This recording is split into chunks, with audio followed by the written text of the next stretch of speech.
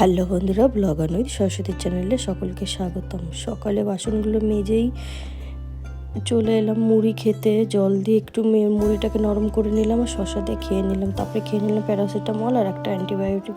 এত বারবার করে ফোন করে বলছে যে উঠতে বাধ্যই হলাম, উঠতে পারছিলাম না। তবু এটা বেলা অনেকটাই লেট হয়ে গেছিলো, তখন 1:30টার দিকে একটু ফল খেয়ে রান্নার কাজে চলে এলাম। ফ্রিজে 2 পিস মাছ ছিল, আগের দিনে 1.5 কিলো মাছ কেনা ছিল না, অনেক দিন ধরে তো খেলাম। তো আজকে জ্বর মুখেই ক্যাপসিকাম, আলু আর কাঁচকলা দিয়ে পাতলা করে মাছের ঝোল করেছি। এত ভালো লেগেছে বন্ধুরা খেতে, কি বলবো। জ্বর মুখে মা শুক্তোও দিয়েছিল তেতো, তবুও ওটাও খেয়েছে, ওটাও ভালো লেগেছে। তো মা খুব ভালো রান্না করে, তো শাশুড়ি মা যুগ যুগ জিও, বেশ ভালো লেগেছে। তো আগের দিনে বৃষ্টিতে ভিজেছিলাম না, আর রোদ্রুতে এসেছিলাম, আবার বাড়িতে এসে সন্ধ্যার দিকে স্নান করেছি, যার জন্য এই অবস্থা হয়েছে। আজকের ব্লগটি কষ্ট করে করেছি বন্ধুরা আপনাদের জন্য। ভালো লাগলে সাবস্ক্রাইব করে দেবেন। টাটা।